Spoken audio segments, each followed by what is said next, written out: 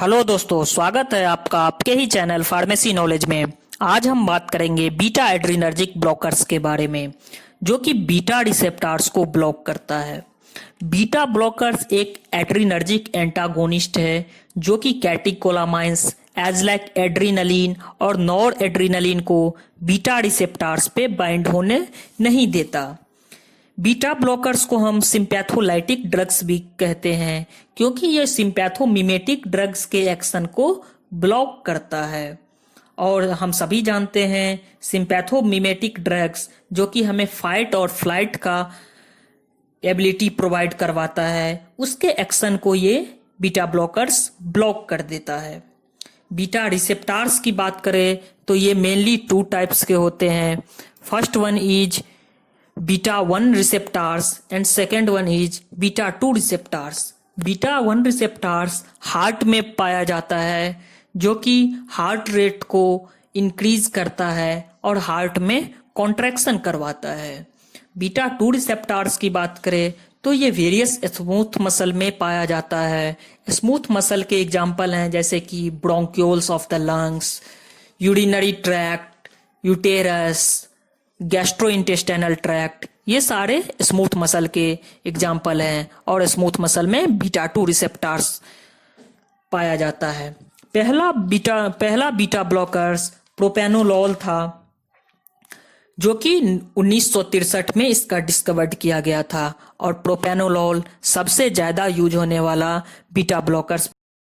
अब बात करेंगे हम इसके क्लासिफिकेशन के बारे में। तो बीटा ब्लॉकर्स को हमने सेलेक्टिवनेस के बेसिस पे और जनरेशन के बेसिस पे दो क्लासिफिकेशन किया है। सेलेक्टिवनेस के बेसिस पे हमने बीटा ब्लॉकर्स को दो क्लास में डिवाइड किया है। First one is mixed beta blockers या non selective beta blockers and second one is selective beta 1 blockers. Mixed beta blockers को हम नॉन सेलेक्टिव बीटा ब्लॉकर्स भी कहते हैं।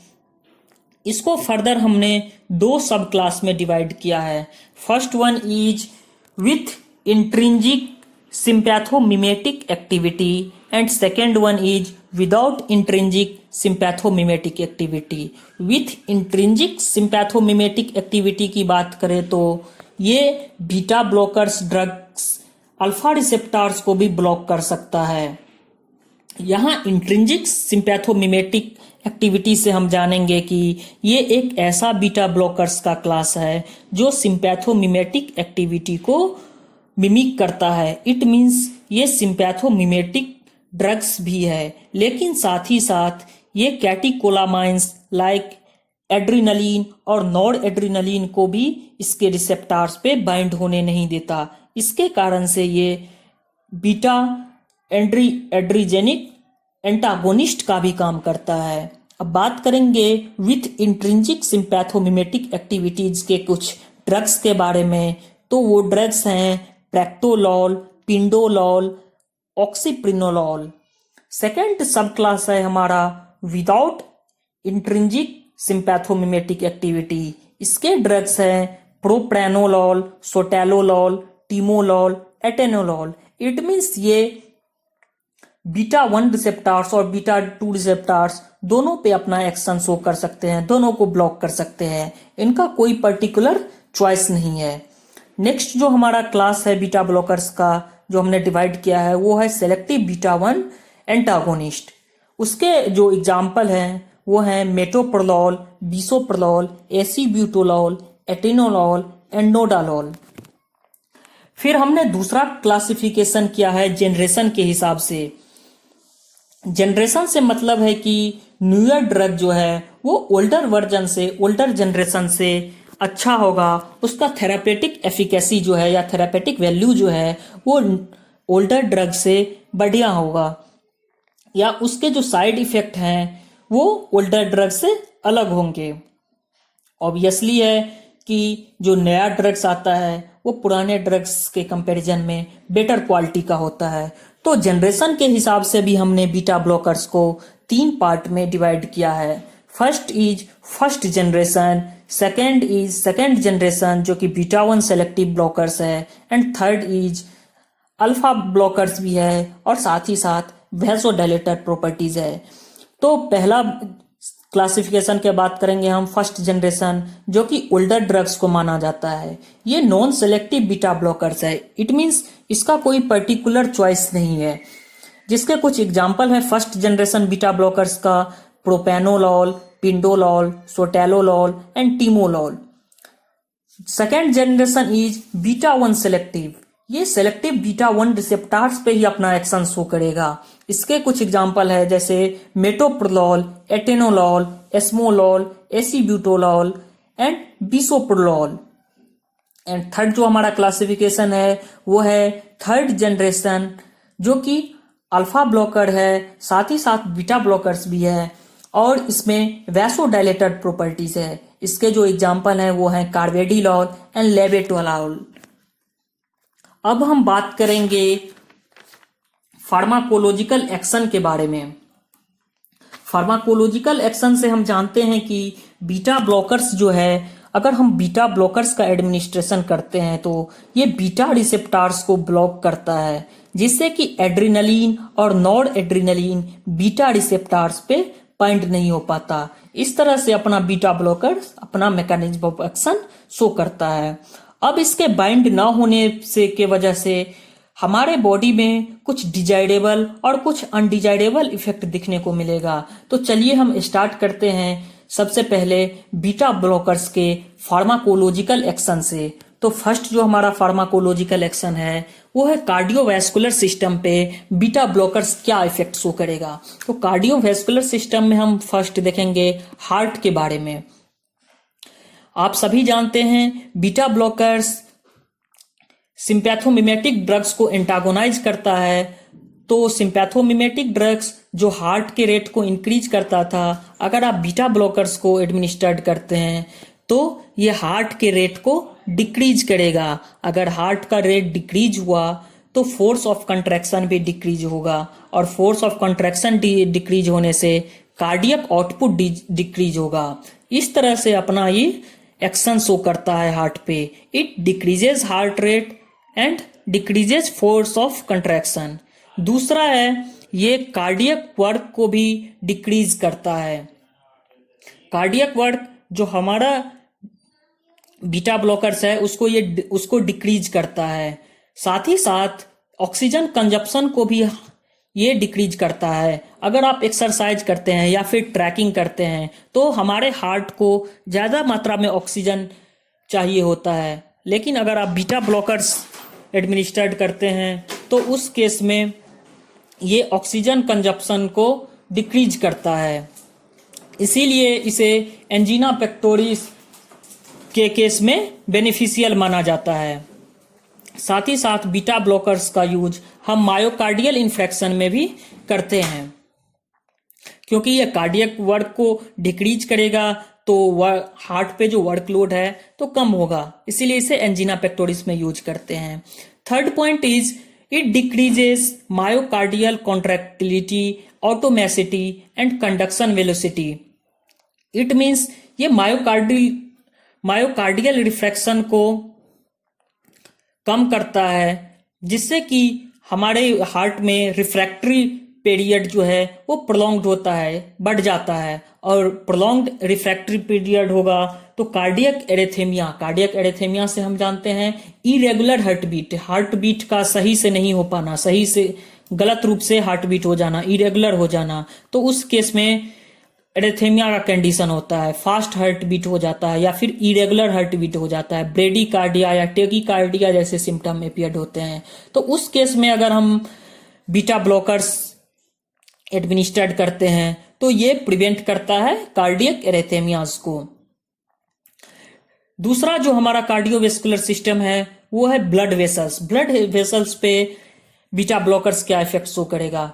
ये बीटा 2 रिसेप्टार्स को ब्लॉक करता है और बीटा 2 रिसेप्टार्स के ब्लॉक हो जाने से नॉर एड्रिनलिन और एड्रिनलिन बीटा 2 रिसेप्टार्स पे बाइंड नहीं हो पाता, और साथ ही साथ ये रेनिन के रिलीज को भी ब्लॉक करता है। रेनिन आप जानते हैं जो जक्स्टाग्लोमेरुलर एपरेटस से सिक्रीट आउट होता है रेनिन, इस रेनिन को भी ये ब्लॉक करता है। रेनिन के ब्लॉक हो जाने से ब्लड प्रेशर में गिरावट आती है, फॉल इन ब्लड प्रेशर, जिससे कि ये वैसोडाइलेशन का प्रॉपर्टी जो होता है उसे ब्लॉक करता है, ये वैसो कंस्ट्रिक्शन करवाता है।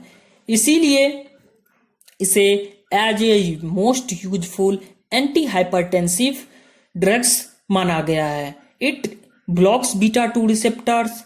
बीटा 2 रिसेप्टर्स पर ये एड्रेनलिन और नॉर एड्रेनलिन को बाइंड होने ही नहीं देगा, तो इसीलिए इसे एंटी हाइपरटेंसिव ड्रग्स कहा जाता है। Next one is respiratory system पे बीटा ब्लॉकर्स का क्या इफेक्ट होगा। तो रेस्पिरेटरी सिस्टम पे ये ब्रोंको कंस्ट्रिक्शन करवाता है।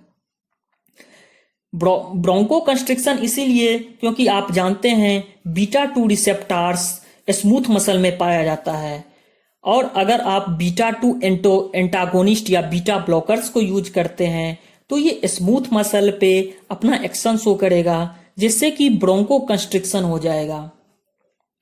ब्रोंको कंस्ट्रिक्शन के वजह से ही इसे, अगर किसी पेशेंट को ब्रोंकियल अस्थमा डिजीज है तो उसमें हम बीटा ब्लॉकर्स नहीं दे सकते हैं, ये कॉन्ट्रा इंडिकेटेड है ब्रोंकियल अस्थमा पेशेंट में। अगर आप बीटा ब्लॉकर्स को अस्थमा पेशेंट में यूज करते हैं तो ये जानलेवा हो सकता है। Next one is central nervous system पे बीटा ब्लॉकर्स का क्या इफेक्ट होगा। ये सेंट्रल नर्वस सिस्टम पे कभी कभी सिडेटिव या तो हिप्नोटिक इफेक्ट शो करता है, साथ ही साथ एंटी कन्वर्जेंट एक्शन भी बीटा ब्लॉकर्स का है सेंट्रल नर्वस सिस्टम के पर। इसीलिए इसे अल्कोहल विड्रॉल के केस में या फिर कोकीन टॉक्सिसिटी के केस में, हेरोइन टॉक्सिसिटी, मॉर्फिन टॉक्सिसिटी के केस में इसे यूज किया जाता है बीटा ब्लॉकर्स को। प्रोपेनोलॉल जो कि एक बीटा ब्लॉकर्स है, वो शॉर्ट टाइम एंजाइटी के ट्रीटमेंट में यूज किया जाता है। Next one is eyes. आंख पे बीटा ब्लॉकर्स का क्या इफेक्ट है वो हम देखेंगे। बीटा ब्लॉकर्स एक्वस ह्यूमर जो कि सिलियरी प्रोसेस से सिक्रीट आउट होता है, जिसमें कि बीटा 2 एड्रेनो रिसेप्टर्स बहुत हाई अमाउंट में होता है, उसको ये ब्लॉक करता है, एक्वस ह्यूमर को ब्लॉक करता है। अगर एक्वस ह्यूमर को ब्लॉक करेगा तो इंट्राओकुलर प्रेशर जो है आइज में वो डिक्रीज हो जाएगा, और इंट्राओकुलर प्रेशर डिक्रीज हो जाने की वजह से ही इसे ग्लाउकोमा के ट्रीटमेंट में यूज किया जाता है। मेनली जो हमारा ड्रग्स है जैसे कि टीमोलॉल जो कि बीटा ब्लॉकर्स है, वो ग्लाउकोमा के ट्रीटमेंट में हम यूज करते हैं, क्योंकि आप जानते हैं ग्लाउकोमा के केस में एक्वस ह्यूमर ज्यादा सिक्रेट होने लगता है, जिससे कि इंट्राओकुलर प्रेशर बढ़ जाता है, तो इसीलिए हम टीमोलॉल के यूज से ग्लाउकोमा का ट्रीटमेंट करते हैं। Next one is skeletal muscle. Skeletal muscle में ये अगर कहीं एड्रीनर्जिकली प्रोवोक ट्रिमर है, एड्रीनर्जिक रिसेप्टर्स के द्वारा कोई ट्रिमर आ रहा है तो उसे ये इनहिबिट करता है और उसे ट्रीट करता है। साथ ही साथ यूटेरस जो कि जहां बीटा रिसेप्टर्स पाया जाता है, उस केस में यूटेरस को ये रिलैक्स करता है। प्रेगनेंसी के केस में यूटेरस को ये रिलैक्स करता है। अब हम बात करेंगे बीटा रिसेप्टर्स के फार्माकोकाइनेटिक्स के बारे में। अगर आप बीटा रिसेप्टर्स को ओरली एडमिनिस्ट्रेट करते हैं तो ये गैस्ट्रोइंटेस्टाइनल ट्रैक्ट में वेल एब्जॉर्ब ड्रग है। साथ ही साथ ये फर्स्ट पास मेटाबॉलिज्म लिवर के द्वारा होता है, ये मेटाबोलाइज्ड लिवर के द्वारा होता है। अगर फर्स्ट पास मेटाबॉलिज्म लिवर के द्वारा होगा तो इसका लो बायोएबिलिटी हो जाता है। साथ ही साथ ये यूरिन के द्वारा एक्सक्रीट आउट होता है। अब हम मेन बात करेंगे एंटी एड्रीनर्जिक ड्रग्स जो कि हम बीटा ब्लॉकर्स की बात कर रहे हैं, उसके थेरापेटिक यूजेस के बारे में। तो थेरापेटिक यूजेस में हम देखेंगे ये हाइपरटेंशन के में as anti hypertensive drugs use किया जाता है, जैसे प्रेक्टोलॉल का यूज या प्रोपेनोलॉल का use as anti hypertensive drugs में किया जाता है। साथ ही साथ ये cardiac arrhythmias, irregular heart beat जैसे कि tachycardia, bradycardia, irregular heart beat को ठीक करने में भी, प्रिवेंट करने में भी हम बीटा ब्लॉकर्स का यूज करते हैं। एंजीना पेक्टोरिस में भी हम बीटा ब्लॉकर्स का यूज करते हैं, क्योंकि ये ऑक्सीजन कंजप्शन को घटाता है और कार्डियक आउटपुट को सही करता है। इसीलिए इसे एंजीना पेक्टोरिस के कंडीशन में हम यूज करते हैं। नेक्स्ट वन इज माइग्रेन के ट्रीटमेंट में भी हम बीटा ब्लॉकर्स को यूज करते हैं। Next one is pheochromocytoma. Pheochromocytoma it means tumour इन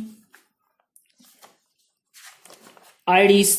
इस केस में भी हम बीटा ब्लॉकर्स को यूज करते हैं। Next one is anxiety. Short time anxiety के केस में भी हम बीटा ब्लॉकर्स का यूज करते हैं। ग्लूकोमा के ट्रीटमेंट में एज लाइक टीमोलॉल का यूज करते हैं जो कि इंट्राओकुलर प्रेशर रिड्यूस करता है। अब हम बात करेंगे बीटा ब्लॉकर्स के कुछ एडवर्स इफेक्ट की कि कौन कौन से एडवर्स इफेक्ट बीटा ब्लॉकर्स लेने से आ सकते हैं। तो कुछ समय अगर प्रोलॉन्ग्ड यूज करते हैं तो ब्रेडिकार्डिया मीन्स हार्ट बीट का लो हो जाना, 72 पर मिनट से लो हो जाना जैसे कंडीशन अपीयर्ड होते हैं। Second one is bronchospasm in asthmatic patient. आप जानते हैं बीटा ब्लॉकर्स कॉन्ट्राइंडिकेटेड ड्रग है अस्थमिक पेशेंट के लिए, तो अगर आप बीटा ब्लॉकर्स का यूज करते हैं तो ये जानलेवा साबित हो सकता है। Next one is constipation, nausea, vomiting जैसे एडवर्स इफेक्ट भी देखने को मिलता है। और दूसरा लेथार्जी एंड कार्डियक फेल्योर वही जैसे भी सिम्टम देखने को मिलता है। थैंक यू दोस्तों।